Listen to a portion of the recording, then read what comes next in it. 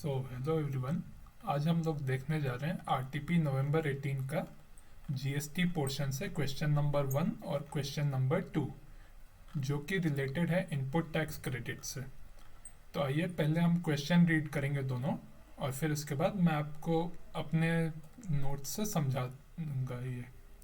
मैं आपको अपने नोट्स के ज़रिए समझाऊंगा। तो पहला क्वेश्चन दिया है, messrs Shri Durga corporation private limited एक सप्लायर है गुड्स एंड सर्विसेज के कोलकाता में। उन्होंने फर्निश किया इंफॉर्मेशन फरवरी मंथ का 2020। तो हमें पहला इंफॉर्मेशन ये दिया हुआ है कि उन्होंने 4 लाख का intra state sale of taxable goods किया था, जिसमें से 1 लाख उन्होंने एडवांस रिसीव किया जनवरी में, और मगर इनवॉइस जो है टोटल 4 लाख का जनरेट हुआ था 15 फरवरी 2020 में। मतलब कि फरवरी मंथ का ही हमें आईटीसी निकालना है, तो फरवरी मंथ में टोटल इनवॉइस जनरेट हो चुका था, तो हम आईटीसी क्लेम कर सकते हैं टोटल वैल्यू पे, जो कि है 4 लाख। फिर सेकेंड पॉइंट है, goods purchase from unregistered dealer on 20th February 2020। Interstate purchases are worth 30,000 and balance purchases are intrastate. मतलब इंट्रास्टेट परचेज हुआ है 70,000 का, इंट्रास्टेट हुआ तो विद इन द स्टेट है, और इंटरस्टेट हुआ तो डिफरेंट स्टेट्स के बीच हुआ है। लेकिन यहाँ पे क्या दिया हुआ है कि जो सप्लायर है, किसका supplier, messrs Shri Durga corporation private limited का सप्लायर, तो वो खुद एक अनरजिस्टर्ड डीलर है। अब जो डीलर खुद जीएसटी के अंडर रजिस्टर नहीं हुआ है, तो वो जीएसटी चार्ज भी नहीं करेगा। तो जब जीएसटी चार्ज ही नहीं करेगा तो ना एसजीएसटी आएगा, ना सीजीएसटी आएगा, ना इनपुट टैक्स क्रेडिट आएगा। इसलिए यहाँ पे कोई जीएसटी आएगा ही नहीं। 1 लाख पे एग्जेम्प्ट हो जाएगा सेकेंड वाला। फिर थर्ड में, services provided by way of labour contracts for repairing. यहाँ पे अगर कंस्ट्रक्शन वर्ड दिया होता तो फिर सेक्शन 17 क्लॉज 5 में, सेक्शन 17 क्लॉज 5 के अंडर ब्लॉक क्रेडिट आ जाता। मतलब कि यहाँ पे आईटीसी ब्लॉक हो जाता अगर यहाँ पे कंस्ट्रक्शन दे देता, कंस्ट्रक्शन ऑफ इमूवेबल प्रॉपर्टी देता। लेकिन यहाँ पे सिर्फ रिपेयरिंग दिया है, repairing a single residential unit otherwise than as a part of residential complex. It is an intrastate transaction. Intrastate transaction है तो इसमें भी 9% CGST लगेगा, 9% SGST लगेगा। और यहाँ पे सप्लायर कौन है, messrs Shri Durga corporation private limited ही है। फिर fourth point, goods transport service received from a GTA, GTA is paying tax at 12%। हमने चार्ज वाले चैप्टर में पढ़ा होगा कि जैसे गुड्स ट्रांसपोर्ट सर्विस है, मतलब गुड्स ट्रांसपोर्ट एजेंसी अगर वो 5% जीएसटी पे करती है, तो फिर हम रिवर्स चार्ज लगाते हैं और उसमें टैक्स रेसिपिएंट को पे करना पड़ता है। लेकिन अगर जीटीए 12% पे करती है तो हम फॉरवर्ड चार्ज लगाते हैं और इसमें सप्लायर को टैक्स पे करना पड़ता है। मतलब कि ये यहाँ पे रेसिपिएंट कौन है, messrs Shri Durga corporation private limited fourth case में। तो यहाँ पे मेसर श्री दुर्गा को टैक्स देने की जरूरत नहीं है, टैक्स किसे देना पड़ेगा, जीटीए को देना पड़ेगा। और ये इंटर स्टेट ट्रांजैक्शन है, मतलब यहाँ पे आईजीएसटी चार्ज किया जाएगा 18%, और अमाउंट है 2 लाख। वही नेट जीएसटी लाइबिलिटी हमें कंप्यूट करना है of messrs Shri Durga corporation private limited for the month of February 2020। फिर हमें वही अज्यूम करना है रेट, सीजीएसटी 9%, एसजीएसटी 9%, आईजीएसटी 18%।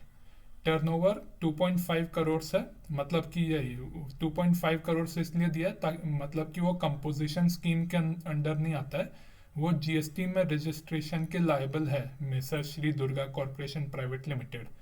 फिर सेकेंड पॉइंट है, all the amount given above are exclusive of taxes. मतलब जितना भी अमाउंट दिया वो उसमें टैक्स चार्ज नहीं हुआ है, तो हमें टैक्स लगा के आईटीसी कितना क्लेम किया जा सकता है और कितना नहीं, और नेट जीएसटी लाइबिलिटी क्या आएगा ये कैलकुलेट करना है।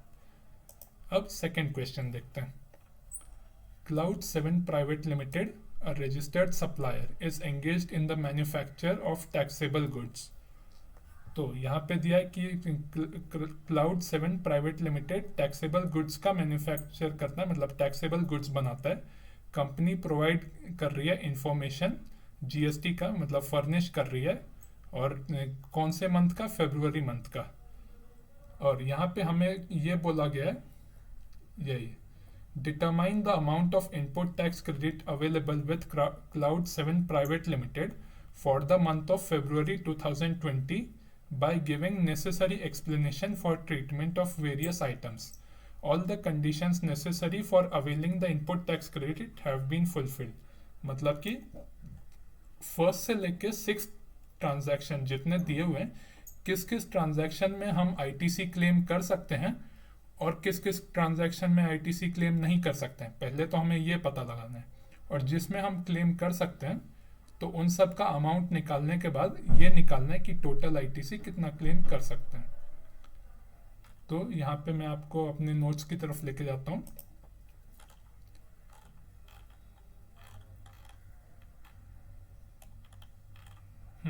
सबसे पहले फर्स्ट क्वेश्चन देखते हैं। यही मैंने अलग अलग केसेस बनाए हुए हैं। तो जैसे ये फर्स्ट ट्रांजैक्शन का एक मैंने डायग्राम बनाया कि मेसा श्री दुर्गा, ये यहाँ पे सप्लायर है और इसने क्या इंट्रास्टेट सप्लाई किया है किसको, कस्टमर को, फरवरी मंथ में। और यही अमाउंट कितना है सप्लाई का, 4 लाख, जिसमें से 1 लाख रिसीव हुआ था एडवांस में जनवरी में, और बचे हुए 3 लाख भी उसको पैसे मिल गए थे, किसको, मेसर श्री दुर्गा को। तो अब इसमें क्या बोला है कि इनवॉइस जनरेट हुआ था February 2020 में। तो जब February 2020 का ही हम इनपुट टैक्स क्रेडिट क्लेम करना चाहते हैं और इनवॉइस भी February का है, तो हम पूरा का पूरा क्लेम कर सकते हैं, मतलब पूरे 4 लाख पे हम इनपुट टैक्स क्रेडिट क्लेम कर सकते हैं। तो उसमें अब क्योंकि ये इंट्रास्टेट ट्रांजैक्शन है तो 9% CGST आएगा और 9% SGST आएगा। फिर सेकेंड पॉइंट, एक अनरजिस्टर्ड डीलर है, मतलब ये अनरजिस्टर्ड डीलर है, सप्लायर, मतलब वही सप्लायर है, और इस बार कस्टमर कौन है, मेसर श्री दुर्गा। अब क्योंकि अनरजिस्टर्ड डीलर है तो ये लाइबल ही नहीं है जीएसटी कलेक्ट करने के लिए, तो इसलिए इंट्रास्टेट कितना, इंटरस्टेट कितना, इस बात से कोई फर्क भी नहीं पड़ेगा। फिर भी मैंने बता दिया इंट्रास्टेट 70 है, इंटरस्टेट 30 है, लेकिन वो जीएसटी कलेक्ट ही नहीं कर सकता तो इनपुट टैक्स क्रेडिट का सवाल ही नहीं उठेगा, क्योंकि यहाँ पे मेसर श्री दुर्गा ने कोई जीएसटी पे ही नहीं किया, तो वो आईटीसी बाद में सेट ऑफ कर ही नहीं पाएगा। फिर थर्ड पॉइंट, सप्लायर कौन है, मेसर श्री दुर्गा, और इस बार भी कस्टमर है कोई दूसरा कस्टमर। उसने क्या किया, लेबर कॉन्ट्रैक्ट सर्विस लिया, किससे, मेसर श्री दुर्गा से। अब लेबर कॉन्ट्रैक्ट सर्विस ये कंस्ट्रक्शन से रिलेटेड नहीं था, ये रिपेयरिंग से रिलेटेड था। तो कंस्ट्रक्शन से रिलेटेड नहीं था, इसलिए यहाँ पे ब्लॉक क्रेडिट वाला रूल नहीं लगेगा, जो कि हमने वो सेक्शन 17 क्लॉज 5 में पढ़ा था। यहाँ पे हम CGST और SGST क्लेम कर सकते हैं 9% के हिसाब से, और इंट्रास्टेट सप्लाई हुआ था 1 लाख का। फिर फोर्थ पॉइंट, यहाँ पे GTA जो है वो सप्लायर है और कस्टमर कौन है या रेसिपिएंट कौन है, मेसर श्री दुर्गा। तो मेसर श्री दुर्गा रेसिपिएंट है, तो नॉर्मली रिवर्स चार्ज के अंडर रेसिपिएंट को टैक्स पे करना होता है, मतलब GST पे करना होता है। लेकिन GTA में एक कंडीशन थी कि मेसर श्री दुर्गा जो रेसिपिएंट है ये तब GST पे करेगा अगर GTA जो है वो 5% GST पे करता हो। अगर वो 5% की जगह 12% GST पे करे टोटल, तो यहाँ पे GST जो है वो GTA को पे करना पड़ेगा अंडर फॉरवर्ड चार्ज। यहाँ पे फिर रिवर्स चार्ज एप्लीकेबल नहीं होगा। और ये इंटरस्टेट सप्लाई है तो IGST पे करेगा कौन, GTA, कितना, 12% में 12% ऑन 2 लाख, जो कि है 24,000। फिर स्टेप 1 मैंने निकाला है कि आउटपुट टैक्स लाइबिलिटी कितनी है, मतलब कि जिस केस में मेसर श्री दुर्गा सप्लायर है उस केस में हमें आउटपुट टैक्स लाइबिलिटी लगेगी। तो CGST, SGST, IGST और टोटल।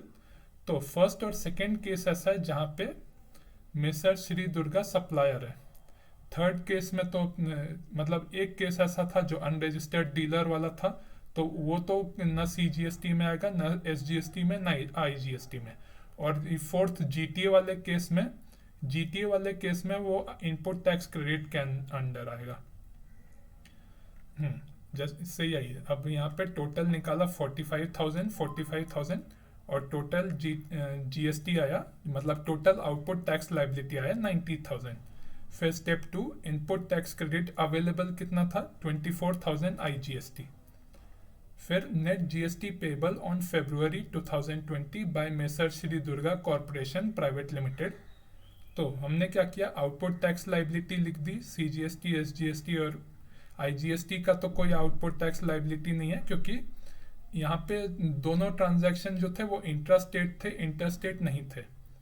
तो इसलिए 90,000 आ गया टोटल लाइबिलिटी आउटपुट में। फिर लेस करेंगे इनपुट टैक्स क्रेडिट जो कि IGST था 24,000। लेकिन अब क्योंकि आउटपुट टैक्स लाइबिलिटी में कोई IGST था ही नहीं, तो ये 24,000 जो है ये हम क्रॉस यूटिलाइज कर सकते हैं, या तो CGST के साथ या फिर SGST के साथ। अगर CGST के साथ यूटिलाइज करेंगे तो CGST का बैलेंस 21,000 आएगा। आप चाहें तो यही CGST की जगह CGST की जगह SGST में भी 24,000 को क्रॉस यूटिलाइज कर सकते हैं। तो फिर क्या होगा कि स्टेट GST जो है वो 21,000 आएगा और CGST 45,000 आएगा। आप दोनों में से कोई भी एक कर सकते हैं, लेकिन फिर भी मैं प्रेफर करूंगा कि आप CGST को पहले सेट ऑफ करें, बाद में SGST को करें। वैसा ऐसा कुछ सीक्वेंस है नहीं IGST के केस में। वो IGST कभी भी CGST को भी कर सकता है और SGST को भी कर सकता है। अब जैसा यहाँ पे नेट GST पेबल का बैलेंस आ गया, CGST 21,000, SGST 45,000 और टोटल आ गया 66,000। फिर GST पेड टू गवर्नमेंट, मतलब GTA ने कितना पे किया और messrs Shri Durga corporation private limited ने कितना पे किया। तो GTA ने IGST कलेक्ट किया 24,000 और वही IGST उसने गवर्नमेंट को पे भी कर दिया, तो इसलिए उसकी लाइबिलिटी जीरो हो गई। वहीं दूसरे केस में messrs Shri Durga corporation private limited ने 24,000 जो है वो पे किया IGST और कलेक्ट क्या किया, CGST कलेक्ट किया और SGST कलेक्ट किया, और उसका बैलेंस था 90,000। मतलब 90,000 टैक्स उसने कलेक्ट किया और 24,000 उसने टैक्स पे किया GST। तो GST लाइबिलिटी उसकी आ गई 66,000। अब आते हैं सेकंड क्वेश्चन पे। तो भाई मैंने यहाँ पे in the books of cloud 7 private limited लिखा है, फिर पर्टिकुलर्स और ITC available to GST paid. यही trucks use for transport of raw material, यही रॉ मटेरियल रिसीव हो चुका था फरवरी में ही, और हम फरवरी मंथ का ही ITC भी कैलकुलेट कर रहे हैं, तो इसलिए यहाँ पे हम ITC अवेलेबल करा देंगे, मतलब ITC क्लेम किया जा सकता है।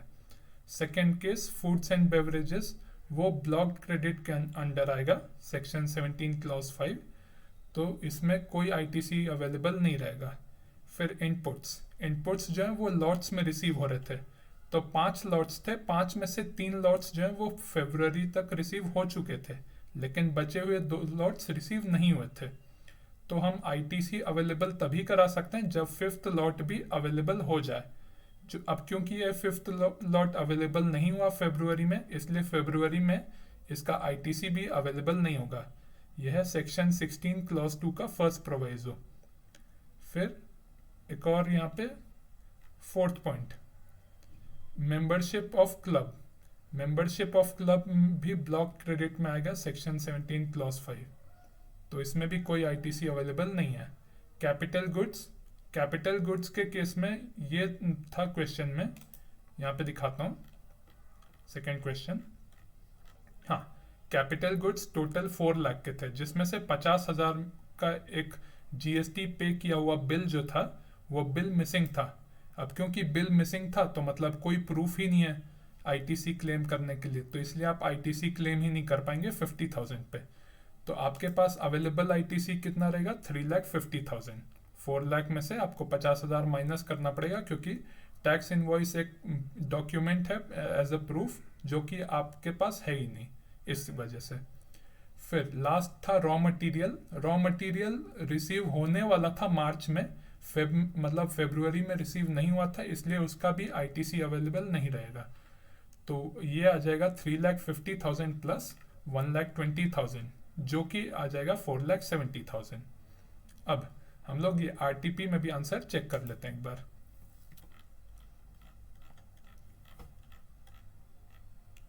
हाँ, फर्स्ट में जैसे वही इंट्रा स्टेट सेल 36,000 वही, फिर यहाँ पे services rendered by labour contract unregistered dealer का, जैसे मैंने बताया कि वो GST, unregistered dealer GST collect ही नहीं करेगा, तो क्या सीजीएसटी क्या एसजीएसटी। फिर जीटीए में यहाँ पे 2 लाख जो है वो कलेक्ट किया जीटीए ने और पे भी कर दिया आईजीएसटी 24,000 का। फिर टोटल जीएसटी लाइबिलिटी 45,000 जिसमें से इनपुट टैक्स क्रेडिट अवेलेबल था आईजीएसटी का 24,000, वो आईजीएसटी का क्रॉस यूटिलाइजेशन किया सीजीएसटी के साथ, तो नेट जीएसटी लाइबिलिटी आ गया 21,000 45,000। और ये नोट्स दिए हुए हैं कि मतलब यही कहाँ पे क्या क्या हमने प्रोविजन अप्लाई किए हैं वो सारे, तो एक बार वो आप खुद पढ़ लीजिएगा कि एक सेक्शन 12 के बारे में दिया है, एक सेक्शन 12 के बारे में, एक इंट्रा स्टेट इंटर स्टेट के बारे में, एक दिया होगा जीटीए के बारे में, एक प्योर लेबर के बारे में, ऐसे करके।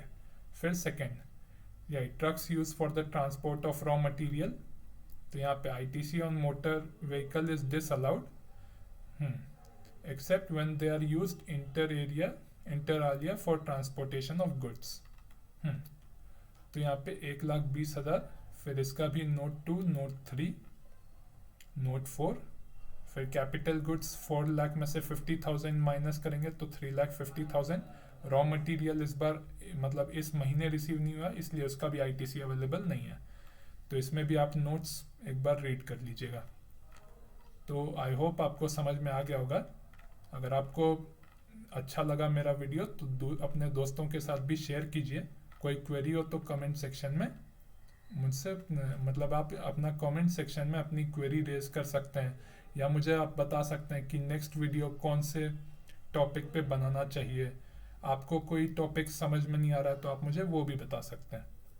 Thank you.